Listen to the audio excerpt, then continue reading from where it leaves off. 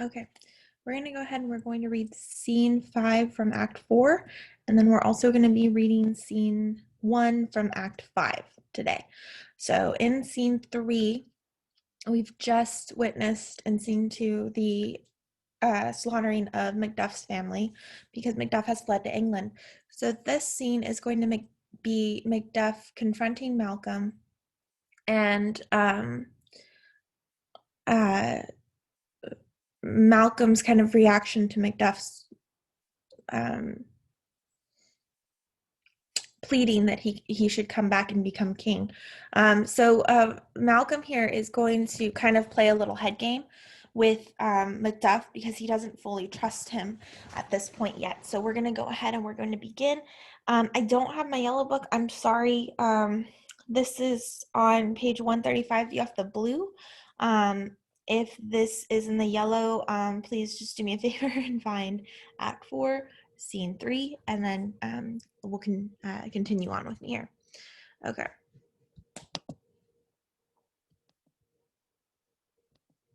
Let us rather hold fast the mortal sword and, like good men, Let us seek out some desolate shade, and there weep our sad bosoms empty. let us rather hold fast the mortal sword and, like good men, bestride our downfallen birthdom. Each new morn, new widows howl.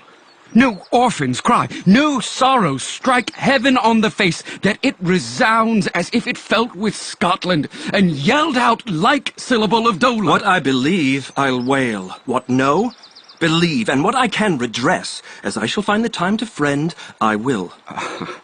What you have spoke, it may be so, perchance. This tyrant whose sole name blisters our tongues was once thought honest. You have loved him well. He hath not touched you yet. I am young, but something you may deserve of him through me, and wisdom to offer up a weak, poor, innocent lamb to appease an angry god. I am not treacherous. But Macbeth is. A good and virtuous nature may recoil in an imperial charge. But I shall crave your pardon. That which you are, my thoughts cannot transpose. Angels are bright still, though the brightest fell. Though all things foul would wear the brows of grace, yet grace must still look so. Okay, so we're kind of getting that comment of fair is foul and foul is fair again, right? Appearances aren't what they seem. Malcolm, at this point, I think a lot of you guys are kind of under the assumption that he doesn't care or he doesn't want his crown because he fled from Scotland when his father is murdered. And here we see that when he fled, we know that the reason him and his brother fled, mainly, as they stated, was the fear of whoever murdered their father coming after them. So they book it. So at this point, Malcolm is telling Macduff, right? He says, I am not treacherous, but Macbeth is. A good and virtuous nature may recoil in an imperial charge. Essentially what he's telling him is how do I know that your intentions are true, are valid, right? That you really do want, you're seeking me out to come to Scotland because, Macduff is telling him that, there's been nothing but chaos. People are suffering. Nobody's happy with Macbeth's rule. So you need to come back. And Macbeth, at this point, Malcolm really doesn't trust Macduff. How do I know that your intentions are truly to be loyal to me, right? Macbeth was just as loyal as you are claiming to be, and yet I had to flee my country because of him, right? Because of the torment because of the murder that he did to my father. So Malcolm is very much learning from the mistakes of his father in this scene. He's not going to automatically trust somebody because they tell him that he should trust them, right? He wants some kind of validation. He wants some kind of confirmation that their loyalty is true. And he has a method for doing this. So we'll go ahead and read on. So, I have lost my hopes. perchance even there where I did find my doubts. Why in that rawness left you wife and child? Those precious motives, those strong knots of love without leave-taking. I pray you, let not my jealousies be your dishonors, but mine own safeties. You may be rightly just, whatever I shall think. Bleed, bleed, poor country. Great tyranny, lay thou thy bases sure, for goodness dare not check thee. Wear thou thy wrongs, the title is afeard. Fare thee well, lord. I would not be the villain that thou think'st for the whole space that's in the tyrant's grasp, and the rich east to boot. Be not offended. I speak not as in absolute fear of you. I think our country sinks beneath the yoke. It weeps, it bleeds, and each new day a gash is added to her wounds. I think withal, there would be hands uplifted in my right, and here, from gracious England, have I offer of goodly thousands. But for all this, when I shall tread upon the tyrant's head, or wear it on my sword, yet my poor country shall have more vices than it had before, more suffer, and more sundry ways than ever by him that shall succeed. What should he be? It is Okay, so here he's going to begin his head game. So he tells Macduff, right, we're both in agreement, right? Macbeth is not what my country needs or what our country needs, right? He's not a proper king. People are suffering. Scotland is suffering. Remember, we talked about this. We can only see it from Macbeth's side. Obviously, we're not looking at Scotland itself, but based on Macbeth's obsession with keeping his crown and knowing the future and securing his authority, we've already established he's not interested in the good that he can do with his power. He's only interested in what it takes to keep his power. So he's a very selfish possession over the crown. So Malcolm is saying here, you know what? I know that Scotland's suffering. I know that I can bring up armies, that I could go back, that I could take back this crown. But alas, that last line there, the poor country shall have more vices than it had before, more suffer and more sundry ways than ever by him that shall succeed. So if I were to go back and take back my crown, just so you know, I would be a worse ruler than Macbeth. And so here's where Macbeth is, or too many M's.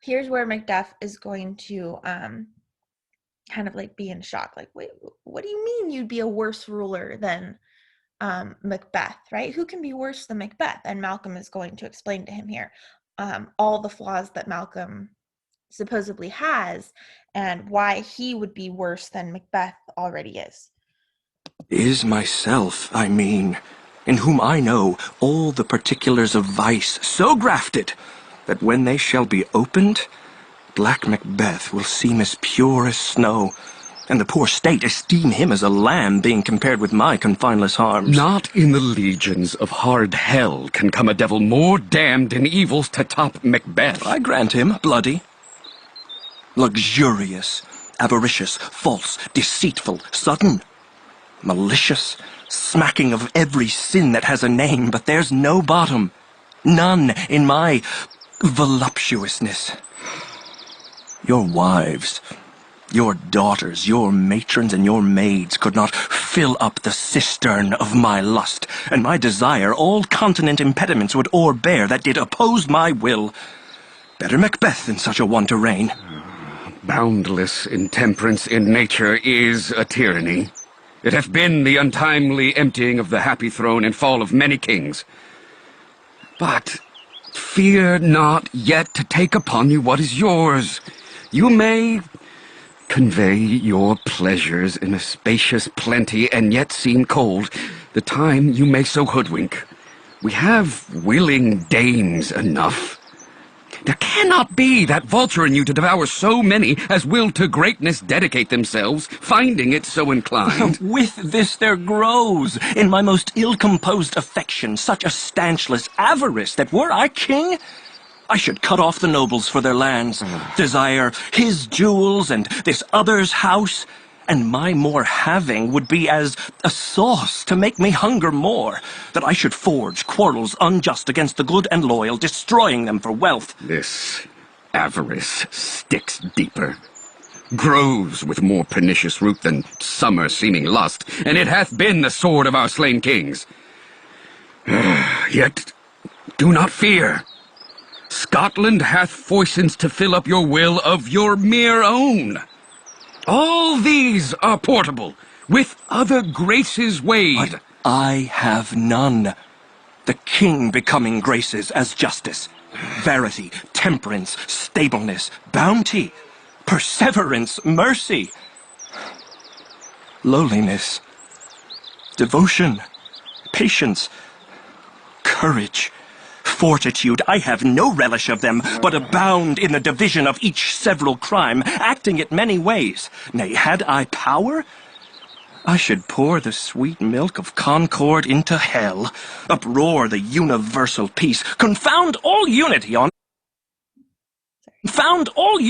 earth. Oh, Scotland. Okay, so before we get any further, um, so right, Malcolm left off before we started reading again with this, but I'd be worse than Macbeth. So whatever Macbeth has done, I'm not what Scotland needs because I would be so much worse than Macbeth.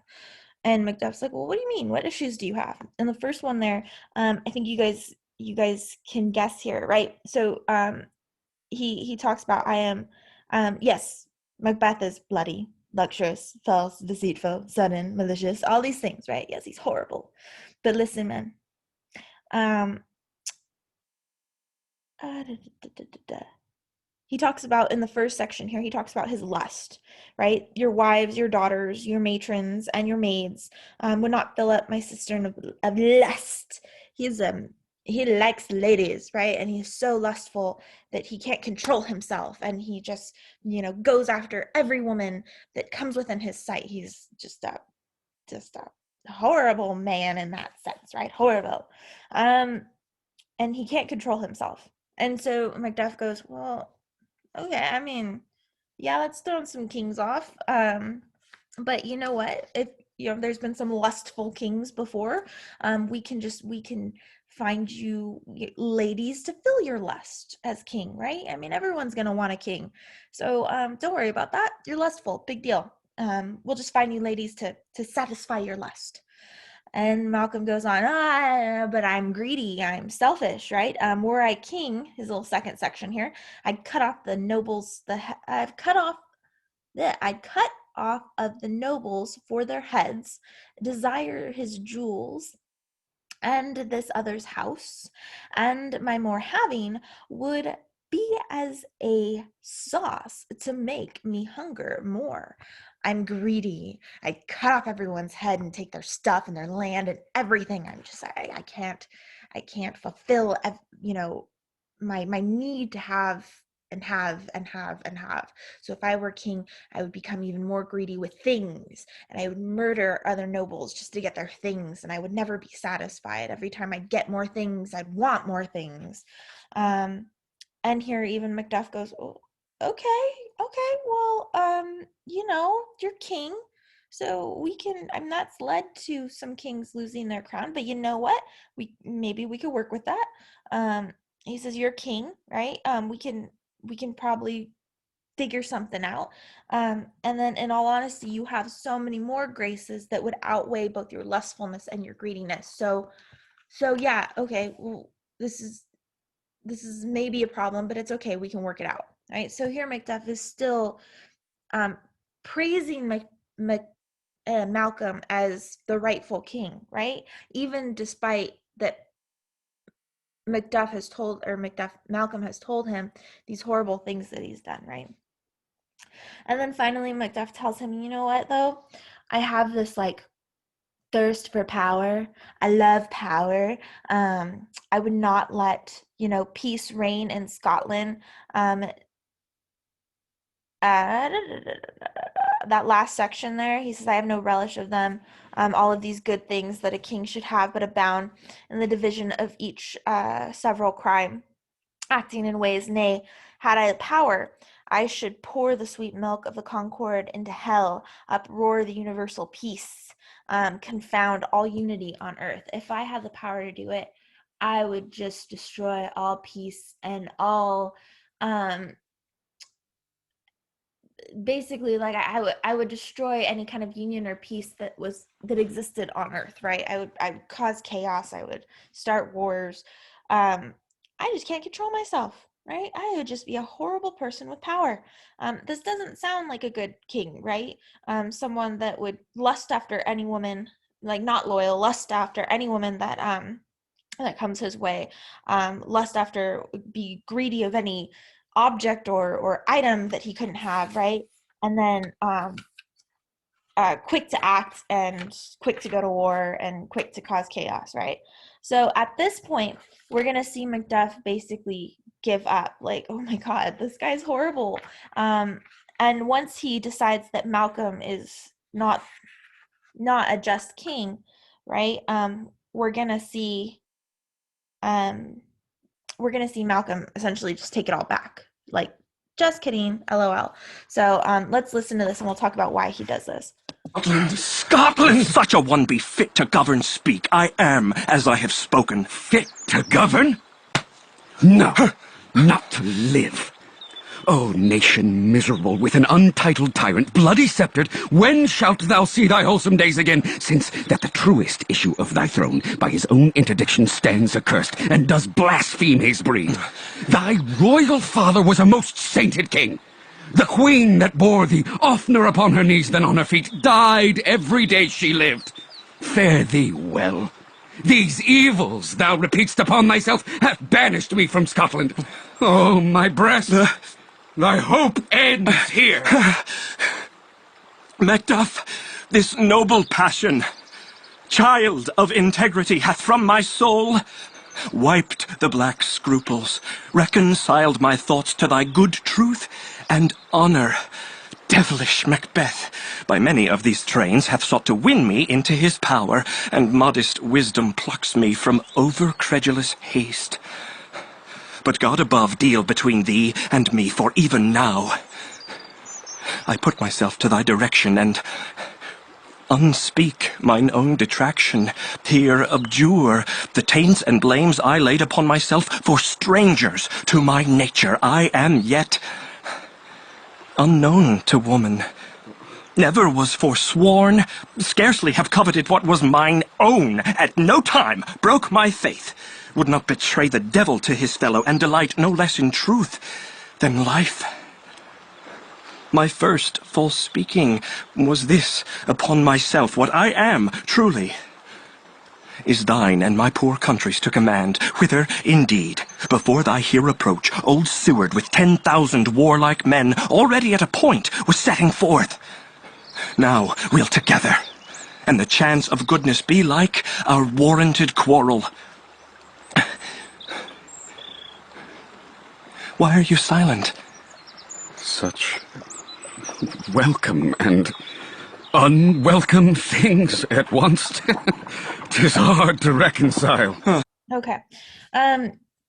So after Macduff kind of gets all of this information, this bad, false information about Malcolm, his reaction is very important for Malcolm because the whole point of this is to determine whether or not Macduff is loyal to Scotland, not loyal to a particular king, right? And so when Malcolm can't fulfill, well, supposedly can't fulfill Macduff's desire for a just and rightful king, Macduff actually mourns for Scotland. So we see here this confirmation that Macduff is very much dedicated to his country, finding the rightful ruler for his country.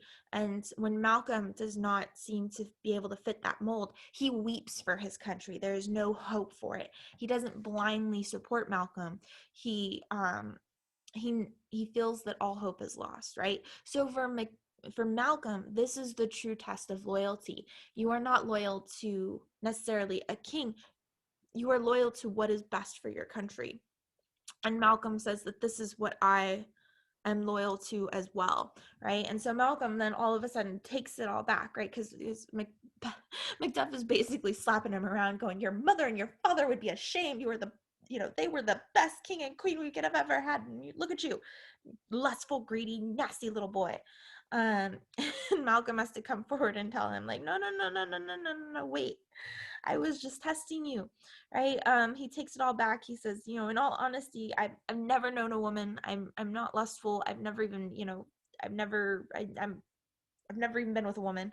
I've never coveted anything that wasn't mine. And the only thing I want for my country is the same thing that you want. I just want it to be happy and healthy, and my people to thrive, right?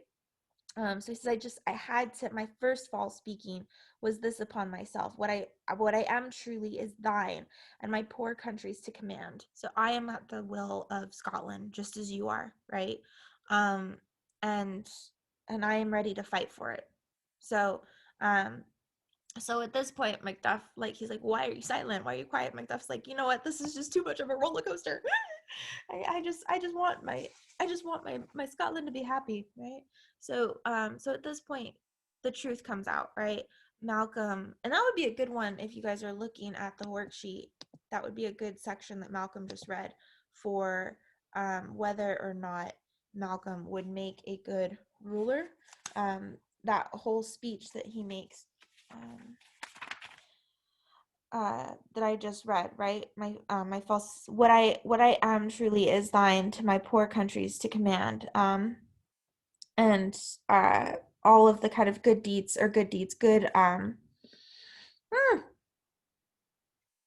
uh like all of his withdrawals of the bad things that he said he was, right? If you guys are still looking for Macduff, that would be a good section as well for Macduff as far as his loyalty goes. Whether or not he would be a good ruler, I that's kind of up to you guys. For me personally, I see Macduff as a follower. He When Malcolm and Macbeth both fail his quest to find a rightful king or a just king, he kind of basically gives up, right? He lets all hope go instead of taking the reins himself. So I think he really lacks the ability to become a leader. He is a follower, right? Because he kind of loses all hope when he doesn't have an option for a king. He's kind of lost. All right, so let's go ahead and let's continue here. Enter doctor. Here comes the doctor.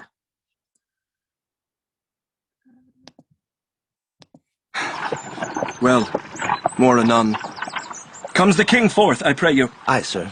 There are a crew of wretched souls that stay his cure.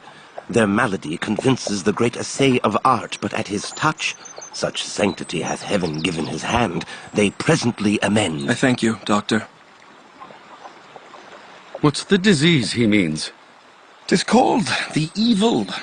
A most miraculous work in this good king, which often since my here remain in England I have seen him do. How he solicits heaven, himself best knows, but strangely visited people, all swollen and ulcerous, pitiful to the eye, the mere despair of surgery, he cures, hanging a golden stamp about their necks, put on with holy prayers, and 'tis spoken. To the succeeding royalty he leaves the healing benediction. With this strange virtue he hath a heavenly gift of prophecy, and sundry blessings hang about his throne that speak him full of grace. See who comes here. My countrymen, but yet I know him not. My ever-gentle cousin, welcome hither. I know him now. Good God, betimes remove the means that makes us strangers. Sir. Okay, hold on. So the one note that I want to make about this, but it's not in your worksheet, so you're okay, is Malcolm for a moment here talks to the doctor about King Edward, which is the current king of England. Remember, they're in England. King Edward has decided to support Malcolm in his quest to get his crown back, right? So he's giving Malcolm soldiers so that he can go back to Scotland and get his throne back. And so here we have this little bit of Edward having kind of like the sovereign touch, having the touch of God in him. He can heal his people of a certain disease. And this again, we're commenting on how there is only like the power now, because remember in Shakespeare's time, the rightful king was by blood. So here Shakespeare just has a little moment of like reaffirming that as God chooses the rightful king. And so King Edward here is even said to have this kind of healing ability given to him by God.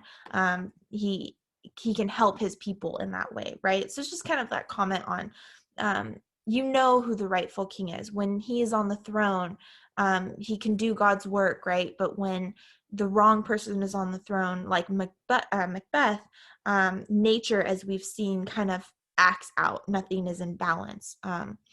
Uh, Only the rightful king can keep life in balance, right? Okay, so here comes Ross, and Ross is gonna have like all the news, all the juicy gossip of what's happening in Scotland. Unfortunately, if we remember, he also has horrible news for Macduff, which is what we'll get by the end of this. So here we go.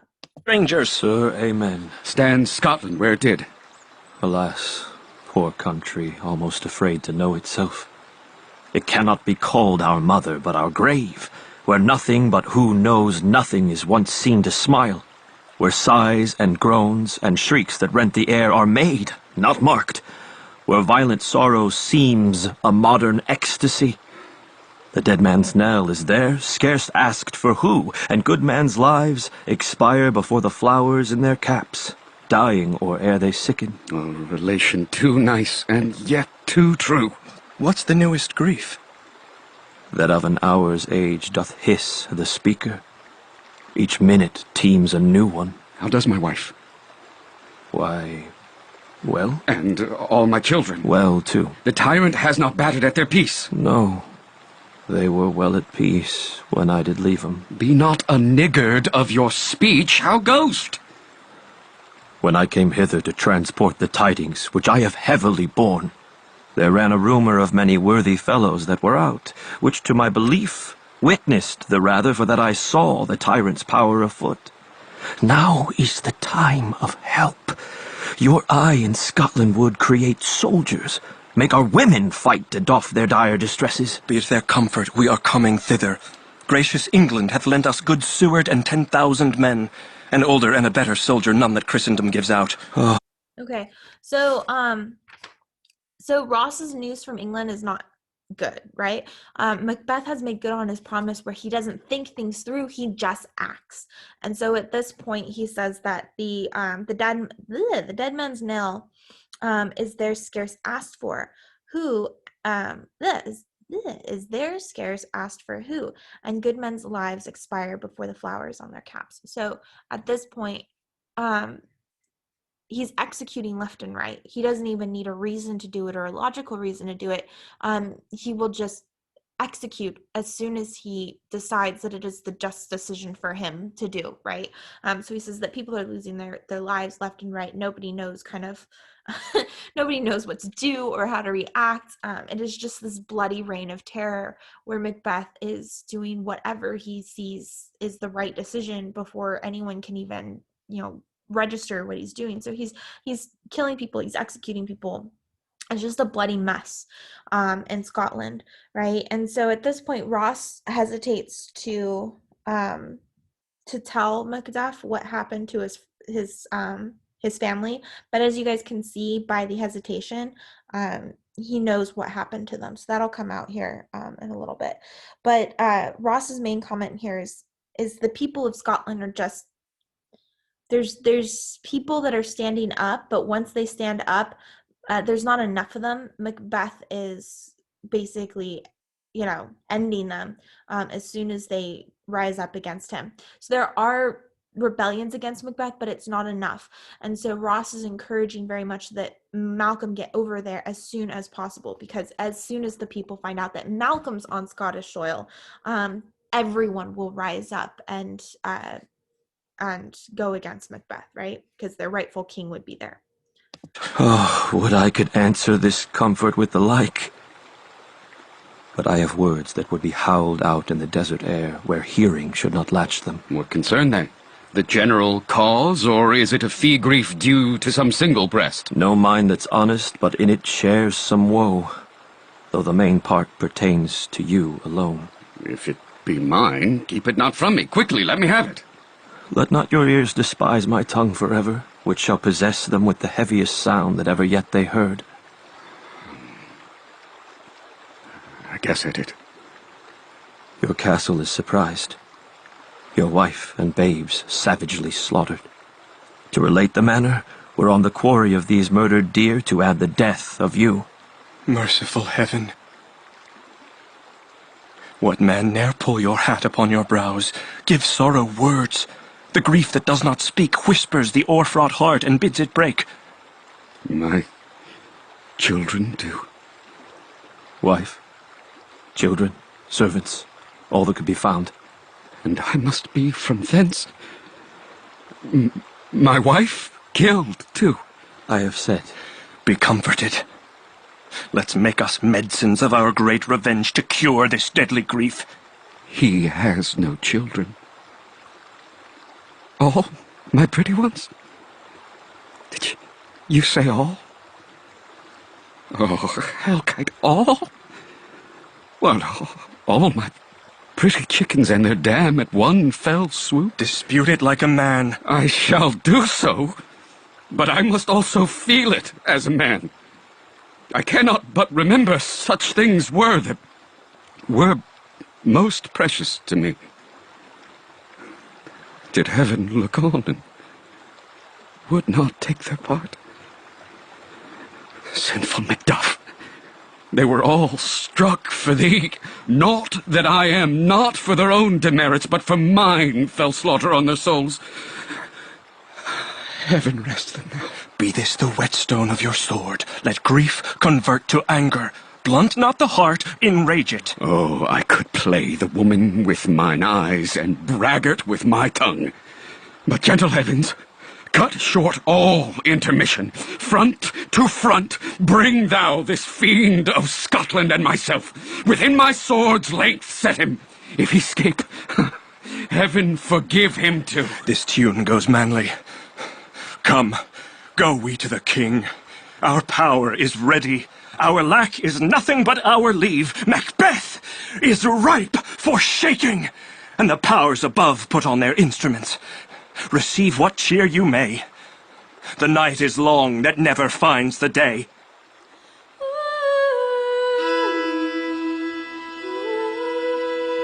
So, I mean, this scene's supposed to be sad, right? So Macduff finds out from Ross that his entire family has been slaughtered, right? And like I told you guys, I don't think that he was concerned for their safety. I don't think that he fully expected Macbeth to do as much harm as he did to them. I think maybe he expected them to be imprisoned, maybe put under house arrest, maybe something, something, but not this. So you kind of get that from the way he constantly asks, right? Are all of my children, my wife, all like just confirming there. Are you sure? And Ross has to tell him again and again, yeah, he killed everybody. There's not one of them that lives. You're alone, right? I mean, good to even imagine Macbeth here, everyone that he has cared for and loved, all of his children, his wife, they're all gone, and he's alone. And so at this point, Macduff has really nothing to lose, right? After he kind of grieves a little bit here, because Malcolm tells him, you can't lose your passion to take down Macbeth. I need you to help me take down Macbeth. And Macduff tells him, like, I'm a man. Again, we have that accusation of, like, be a man, deal with this in the way that you should deal with it, violence, right? Go get your revenge against Macbeth. And he says, I am a man and I will do that, but let me feel it as a human being, right? My entire family is gone. Let me just grieve that for a freaking moment, right? And I think that the most heartbreaking line there is, did heaven look on and would not take their part, right? How could God kind of let something like that happen on this planet and not say anything, or not like come down and stop it, right? But I mean, many cruel things happen, and it happens, right? It's the world of man. And so at this point, that first apparition's warning, beware of Macduff. Macduff here swears that he will go to Scotland and take Macbeth's head. He swears to it because of what he did to his family. So Macbeth has really made himself an enemy in Macduff here, because Macduff has nothing to lose. He has nothing left in the world now that he's lost his family. And so it's kind of like one of those actiony movies. I'm gonna come and get you for taking my family from me. And so this is where we leave off with them. So Malcolm, Macduff, and Ross, and all of the soldiers that Malcolm has acquired are going to head to Scotland and overtake Macbeth here. So in scene 5, in Act 5, we're going to read this really quickly. Act 5, we have Lady Macbeth. I'm going to try and read this as quickly as possible. And Lady Macbeth at this point has deteriorated completely. We have the doctors visiting her, and we find that she has mentally, it is so funny because to this point, we have only seen Macbeth exposed to this mental instability from their actions. But at this point, Lady Macbeth has really kind of suffered the biggest blow here. She's lost her cookies. So hold on, let me get to the next. All right, so we're gonna go ahead and begin this, and the doctor is there with the lady in waiting, the one that has been kind of caring for Lady Macbeth and seeing her deterioration happen, right? So here we go.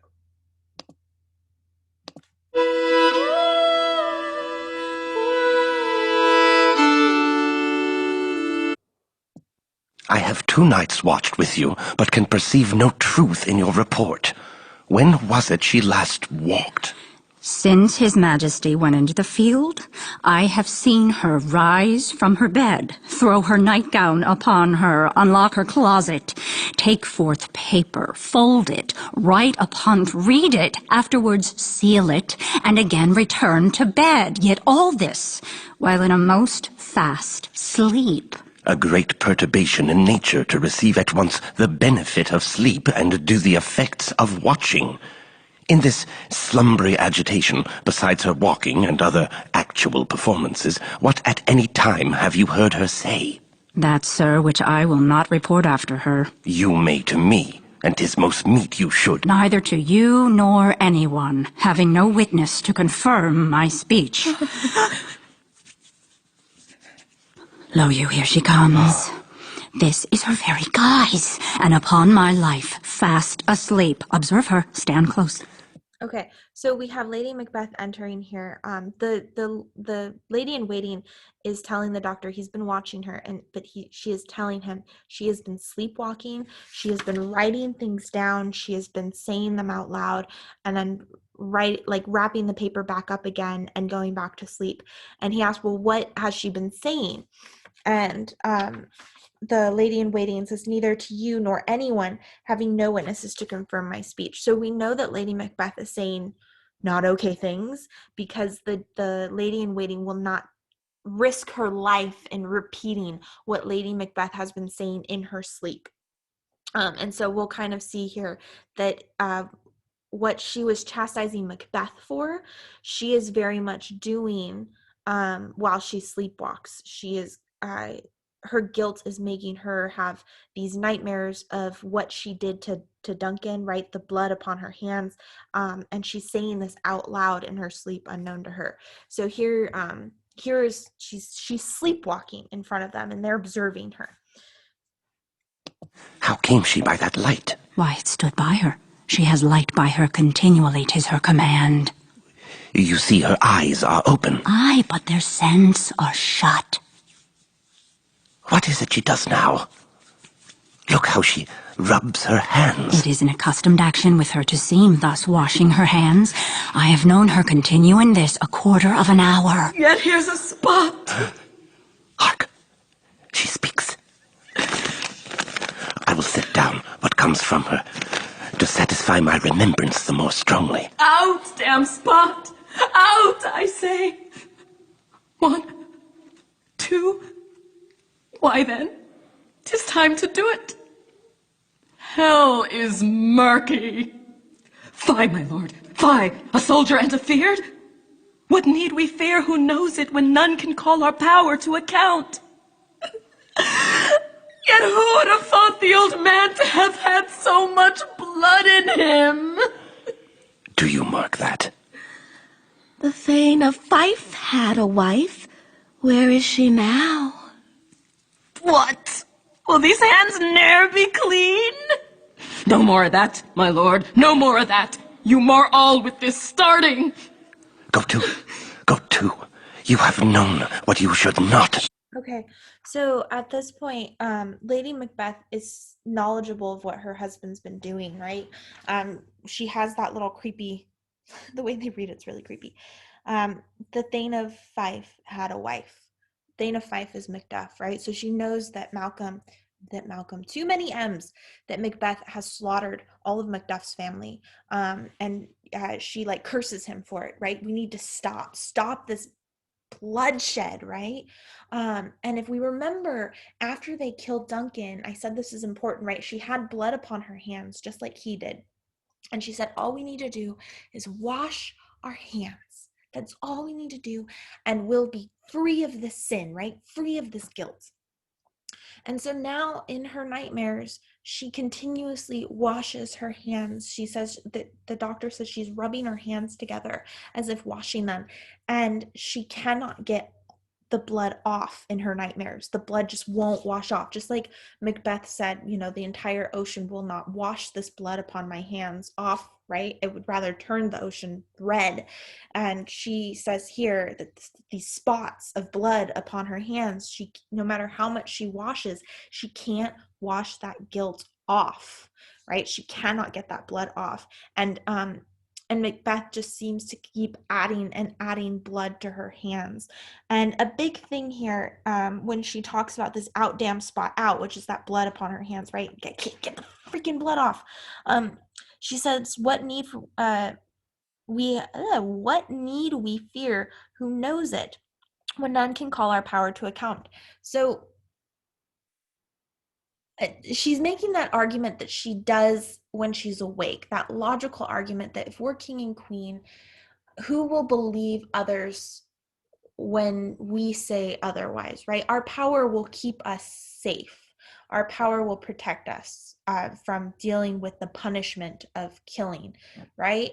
But at this point, the punishment goes so much deeper. Just like Macbeth and Banquo's ghost, it's being queen can't protect Lady Macbeth from all the guilt that she feels, and we can see this in her sleepwalking. Okay. You should not. She has spoke what she should not, I am sure of that. Heaven knows what she has known. Here's the smell of the blood still. All the perfumes of Arabia will not sweeten this little hand. Oh! Oh! What a sigh is there? The heart is sorely charged. I would not have such a heart in my bosom for the dignity of the whole body. Well, well, well. Pray God it be, sir. This disease is beyond my practice. Yet I have known those which have walked in their sleep who have died holily in their beds. Wash your hands. Put on your nightgown. Look not so pale. I tell you yet again, Banquo's buried. He cannot come out on's grave. Even so. To bed, to bed. There's knocking at the gate. Come, come, come, come. Give me your hand.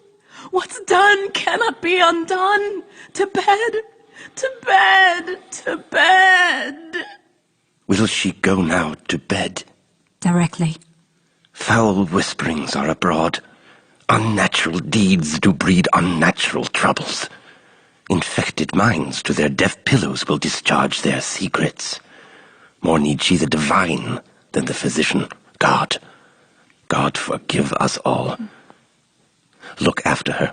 Remove from her the means of all annoyance, and still keep eyes upon her. So, good night. My mind she has mated and amazed my sight. I think, but dare not speak. Good night. Good doctor. Okay, so the main problem here is the doctor and the lady in waiting have both heard things that are not meant for their ears, right? She's given away everything. My husband has executed Macduff's family. We killed Duncan, right? The old man who knew he had so much blood in him, right? We murdered Banquo, right? Who Macbeth said it was his son that did it, right? So we have her confessing all of the things that her and, well, essentially Macbeth have done in order to get/keep their crown. And so at this point, the doctor tells her lady in waiting. I can't do this. I can't. I cannot heal her, right? Um, in all honesty, she doesn't need me. This is a disease that she caused herself with the actions that her and Macbeth have taken. And I'm hearing that, there's whisperings that, trouble comes, that a rebellion comes against Macbeth, which we know that's true, right? Malcolm is coming. He says unnatural deeds do breed unnatural troubles. So this is something that they brought upon themselves, right? I can't heal Lady Macbeth. She needs forgiveness. She needs to kind of confront what she's done to heal this guilt. I can't help her. And so that's kind of where we leave off, right? So Lady Macbeth has officially is not doing well. Is not doing well based on her night mares. And I think at this point, we can assume that many in Scotland of high power know what Macbeth and Lady Macbeth are guilty of, and not a lot of people still want them in power, right? Based on Macbeth's actions and based on all of the secrets that are coming out of how they acquired their crown. So we're gonna go ahead and leave it at that. Hopefully we can finish scene 5, act 5 in our next meeting. All right. Okay, I'm gonna go ahead and close it.